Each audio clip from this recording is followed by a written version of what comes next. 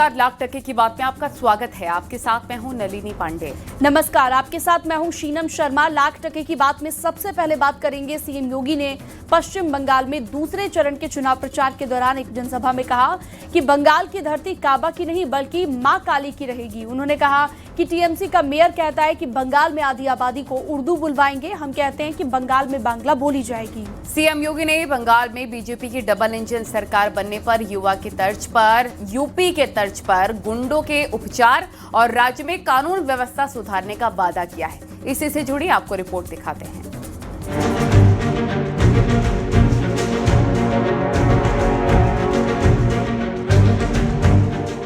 पश्चिम बंगाल में दूसरे चरण की वोटिंग के लिए सीएम योगी ने ताबड़तोड़ प्रचार किया। इस मौके पर कोलकाता के जोरासांको विधानसभा में सीएम योगी ने जनसभा में टीएमसी पर बड़ा हमला बोला। सीएम योगी ने कहा कि बंगाल की पहचान काबा से नहीं मां कालीबाड़ी से है। जो लोग टीएमसी के लोग बंगाली अस्मिता के साथ खिलवाड़ कर रहे हैं, उनको बताने की आवश्यकता है कि बंगाल की पहचान काबा से नहीं है। बंगाल की पहचान तो मां कालीबाड़ी से है, मां कालीबाड़ी से। सीएम योगी ने कहा यूपी में आज माफिया राज नहीं है, राम राज्य के एक नए युग में जी रहे हैं। आज यूपी के अंदर अराजकता नहीं है, आज तो उत्तर प्रदेश के अंदर राम राज्य की एक नए युग में उत्तर प्रदेश के लोग जी रहे हैं। आज वहां पे कर्फ्यू नहीं है, दंगा भी नहीं है। नो कर्फ्यू नो दंगा, यूपी में है सब चंगा, यूपी में सब शांति है। माफिया समाप्त, गुंडा समाप्त। पश्चिम बंगाल के नादिया में भी सीएम योगी ने जनसभा की। इस दौरान उन्होंने कहा कि टीएमसी का मेयर कहता है कि बंगाल में आधी आबादी को उर्दू बुलवाएंगे, हम कहते हैं बंगाल में बांग्ला बोली जाएगी। मैं जब टीएमसी के लोगों के वक्तव्यों को सुनता हूं, उनका एक मेयर कहता है कि बंगाल के अंदर आधी आबादी को उर्दू बुलवाएंगे। बहनों और भाइयों, मैं उनसे कहने के लिए आया हूं, बंगाल की धरती में बांग्ला बोली जाएगी। बंगाल के अंदर बांग्ला संस्कृति के माध्यम से भारत को एक नई ऊंचाई दी जाएगी। सीएम योगी ने कहा कि टीएमसी की सांसद दिल में काबा, नयन में मदीना की घोषणा करती हैं, लेकिन बंगाल के दिल में महाकाली है और नैनों में चैतन्य महाप्रभु का वास है। बंगाल में टीएमसी का अंधकार खत्म होगा, बंगाल की अस्मिता से खिलवाड़ नहीं होने देंगे। Bureau report, news 18, UP Uttarakhand.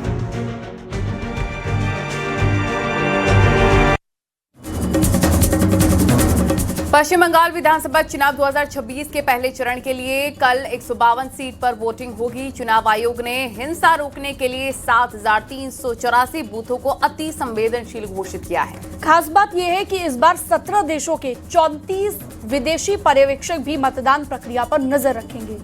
3.6 crore मतदाताओं की सुरक्षा के लिए चप्पे चप्पे पर क्विक रिएक्शन टीमें तैनात की गई हैं। इसी से जुड़ी एक रिपोर्ट आपको दिखाते हैं।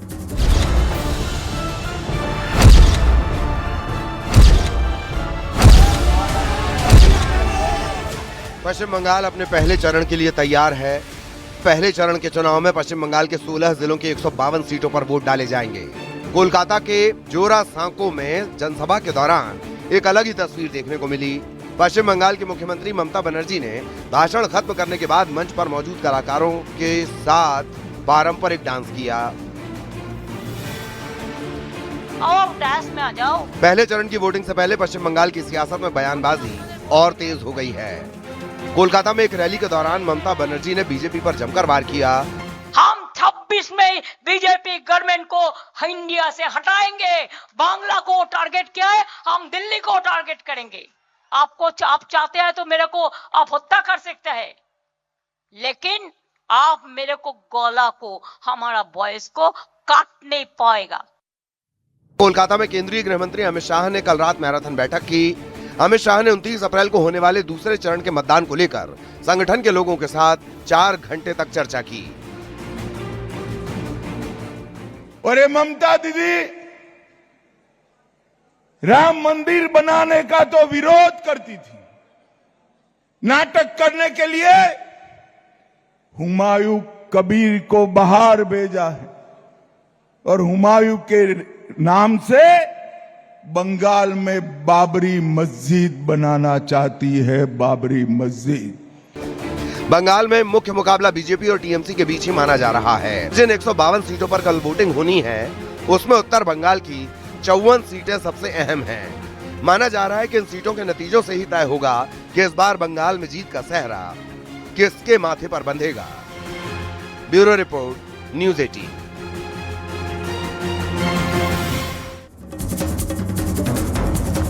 वाराणसी में बाबा बागेश्वर के ज्ञानवापी पर दिए गए बयान पर मौलाना बरेलवी ने कड़ा एतराज जताया और कयामत तक मस्जिद में रहने की ही बात कही, जिसके बाद प्रयागराज में बाबा बागेश्वर ने एक बार फिर से ज्ञानवापी मस्जिद पर भगवा झंडा लहराने की बात कही। बाबा बागेश्वर के ज्ञानवापी मस्जिद को कलंक बताने पर एसपी सांसद वीरेंद्र सिंह ने सवाल उठाए हैं। उन्होंने कहा है कि ऐसे लोगों को वेद और संस्कृत का ज्ञान नहीं है।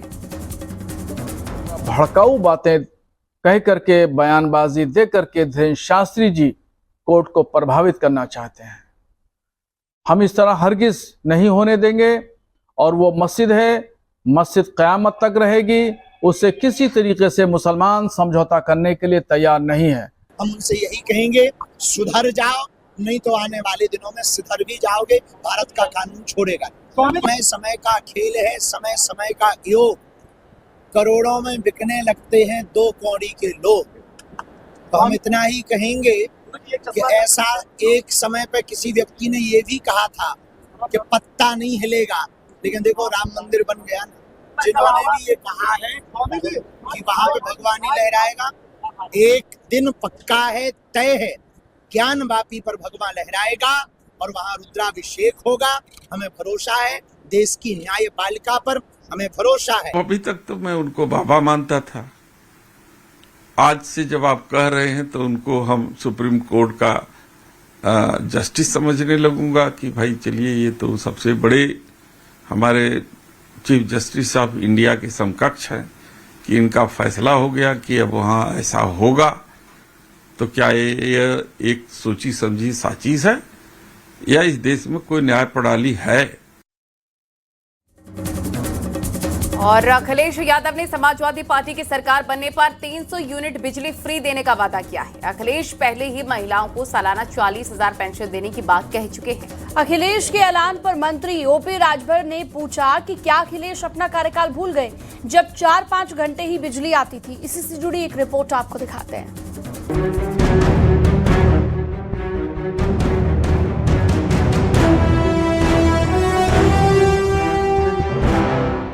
2027 के विधानसभा चुनाव के लिए समाजवादी पार्टी कोई कसर नहीं छोड़ना चाहती।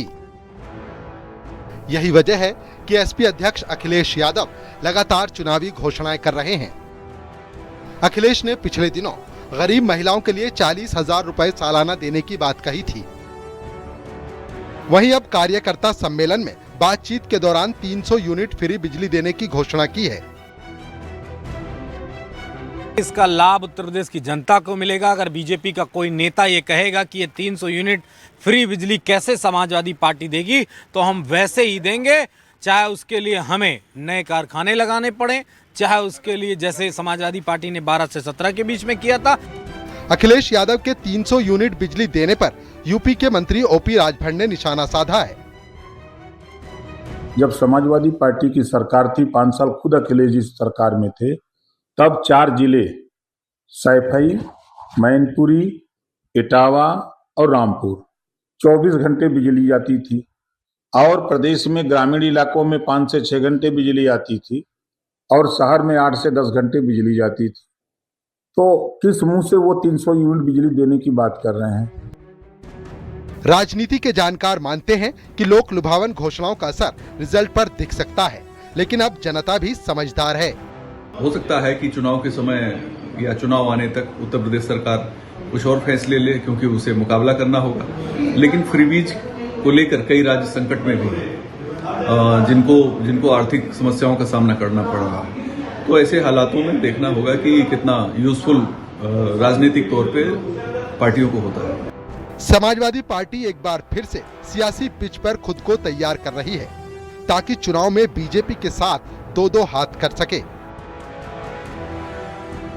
पहले आधी आबादी यानी महिलाओं को आकर्षित करने के लिए समाजवादी पार्टी ने 40,000 रुपये प्रति साल देने की बात कही। अब सपा 300 यूनिट बिजली देने की बात कह रही है। ऐसे में देखने वाली बात होगी कि ये तमाम घोषणाएं समाजवादी पार्टी को क्या 2027 की सत्ता में वापस ला पाएंगे या फिर ये घोषणाएं आम जनता के मन पर अपनी जगह नहीं बना पाएंगी। कैमरा पर्सन रवि के साथ अलाउद्दीन, न्यूज़ 18 लखनऊ। अखिलेश के ऐलान पर शिवपाल का कहना है कि बीजेपी को कड़ी टक्कर देंगे। हमने सरकारें बनाई भी हैं और बिगाड़ी भी हैं। वहीं एसपी सांसद का कहना है कि समाजवादी पार्टी की सरकार बनने के बाद 300 यूनिट फ्री बिजली जरूर मिलेगी। नोएडा से बीजेपी विधायक पंकज सिंह ने अखिलेश यादव के 300 यूनिट बिजली फ्री देने और महिलाओं को 40,000 सालाना राशि देने के ऐलान को लेकर निशाना साधा। सरकारें बनाई भी हैं, सरकारें कुछ बिगाड़ी भी हैं, बिगाड़ के फिर बनाई भी हैं जी। तो हमें पद की कोई ज़रूरत नहीं है और जो जिम्मेदारी हमें मिलेगी और मिली हुई है, हमें जिम्मेदारी मिली हुई है कि अब की बात 2027 में समाजवादी पार्टी की सरकार बनानी है। समाजवादी पार्टी तो आज सरकार में है नहीं, वो कुछ भी बोल सकते हैं। अपने किए हुए वादों को भी जब सरकार में रहे तब उन्होंने पूरा नहीं किया, तो आज तो वो सरकार में नहीं है और उनको उम्मीद भी नहीं है कि वो सरकार में आएंगे, तो वो कुछ भी बोल सकते हैं। लेकिन महिलाओं को और बहनों को ये भरोसा है कि भारतीय जनता पार्टी की सरकार रहते हुए ही वह सुरक्षित भी हैं और सशक्त भी, और एक उज्जवल भविष्य उनका अगर हो सकता है तो भारतीय जनता पार्टी की सरकार में ही हो सकता है। लोहिया जी के सिद्धांतों पर चल करके ये घोषणा की है। हम लोगों ने पहले दवा पढ़ाई मुफ्ती होगी और सिंचाई मुफ्ती होगी, ये सारी चीजों की घोषणा कर चुके हैं, उसका इम्प्लीमेंटेशन भी कर चुके हैं। इसलिए जो 300 यूनिट बिजली की बात कर रहे हैं वो एकदम सत्य है और उसको हम करके दिखाएंगे। और खबरों में आगे बढ़ते हैं। विधानसभा चुनाव से पहले एसपी और कांग्रेस को घेरने के लिए बीजेपी आधी आबादी को साधने में जुट गई है और पीएम मोदी 28 अप्रैल को वाराणसी में महिला आरक्षण के मुद्दे पर एक बड़े महिला सम्मेलन में विपक्ष को घेरते नजर आएंगे। बीजेपी हर जिले में महिलाओं की जन आक्रोश रैली करेगी। खुद महामंत्री संगठन धर्मपाल इसकी निगरानी कर रहे हैं। बीजेपी प्रदेश अध्यक्ष पंकज चौधरी भी अभियान को धार देने के लिए कार्यकर्ताओं के साथ बैठकें कर रहे हैं। रिपोर्ट आपको दिखाते हैं।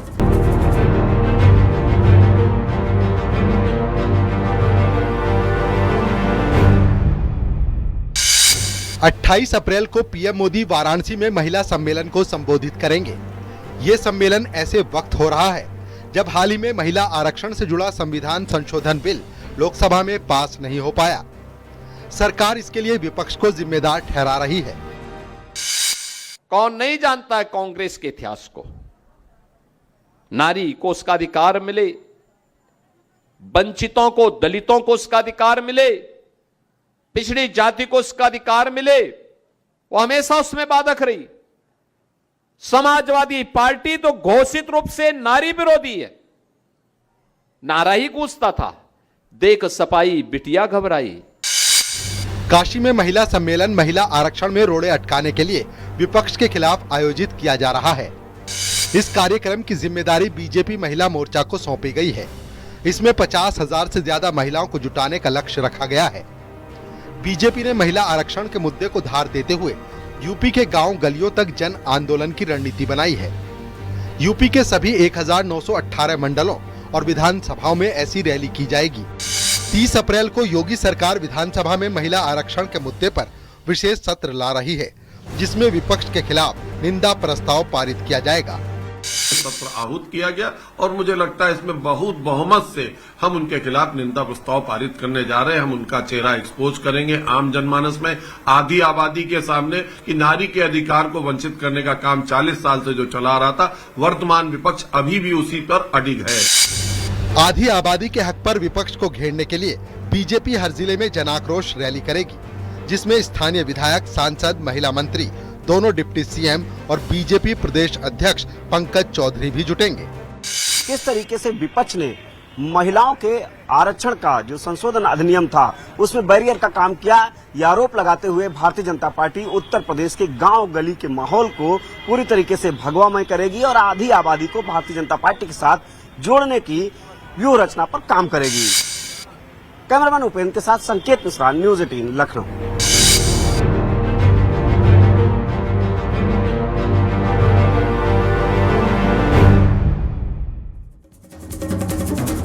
लखनऊ मेयर सुषमा खरकवाल के घर के बाहर एसपी के कार्यकर्ताओं ने किया है जोरदार प्रदर्शन। आरोप यह है कि मेयर की एक टिप्पणी पर विवाद हुआ, जिसे सपा ने अखिलेश यादव की दिवंगत मां से जोड़कर अपमानजनक बताया। हालांकि अपनी सफाई में सुषमा खरकवाल का कहना है कि उन्होंने आधी आबादी की बात की थी। इसी से जुड़ी आपको रिपोर्ट दिखाते हैं।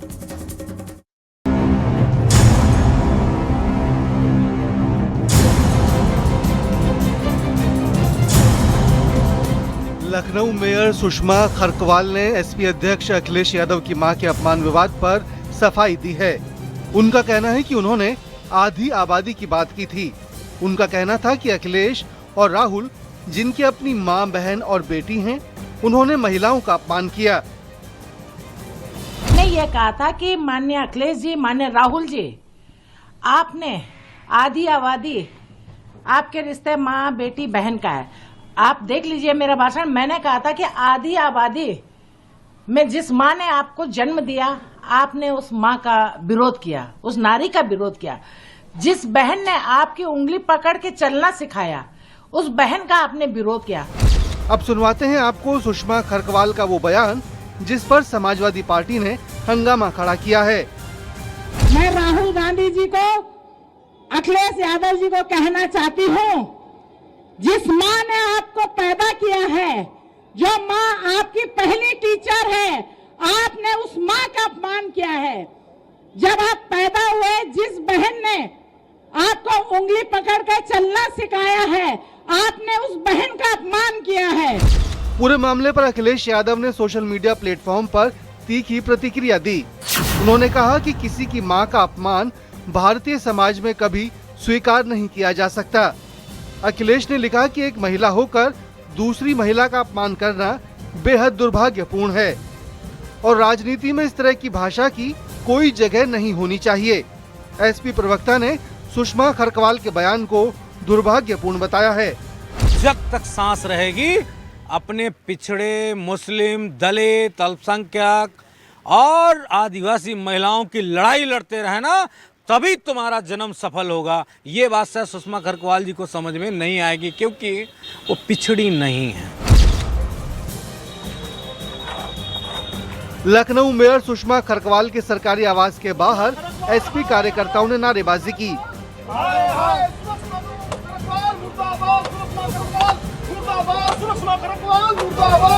Bureau report, news 18, UP Uttarakhand.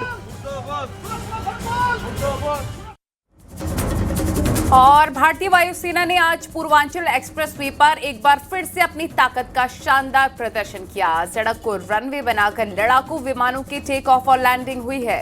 Pahalgam आतंकी हमले की बरसी पर हुआ ये अभ्यास बताता है कि हम युद्ध की किसी भी आपात स्थिति में देश की रक्षा के लिए पूरी तरह तैयार हैं। रिपोर्ट देखिए।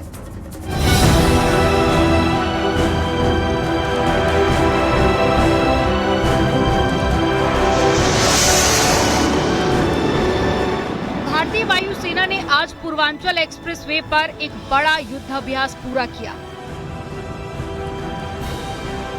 अखलीकिरी करवत गांव के पास में लगभग 3 किलोमीटर लंबी एयर स्ट्रिप पर यह अभ्यास किया गया। 6 घंटे के एयर शो में वायुसेना के कई दमदार विमानों ने हिस्सा लिया। सबसे पहले वायुसेना का C-295 ट्रांसपोर्ट एयरक्राफ्ट एक्सप्रेसवे पर बने अस्थायी रनवे पर सुगमता से लैंड किया।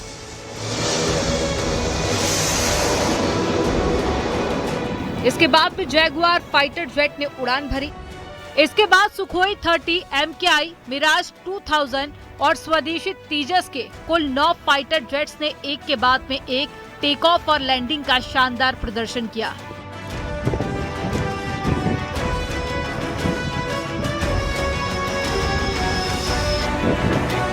AN-32 परिवहन विमान ने भी अपनी क्षमता दिखाई।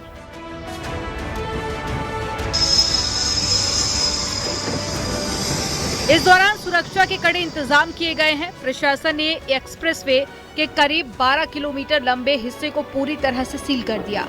आम वाहनों की आवाजाही को 1 मई तक डाइवर्ट कर दिया गया। स्थानीय लोगों और मीडिया के लिए भी सख्त सुरक्षा प्रोटोकॉल अपनाए गए। ये पहली बार नहीं है जब वायुसेना ने हाईवे को रनवे के रूप में इस्तेमाल किया हो। जून 2023 में यहां पर 4 घंटे का ऐसा ही अभ्यास किया गया था।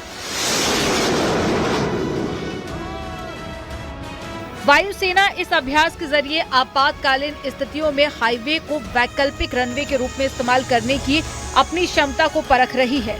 युद्ध की स्थिति में ऐसे हाईवे रनवे वायुसेना की लड़ाकू क्षमता बनाए रखने में अहम भूमिका निभाते हैं। इसके अलावा ये अभ्यास त्वरित तैनाती, हथियारों और सैनिकों की आपूर्ति और बचाव कार्यों को तेजी से अंजाम देने की तैयारियों में भी मजबूती देता है। और यहाँ रुकेंगे छोटे से ब्रेक के लिए। आप देखते रहिए न्यूज़ 18।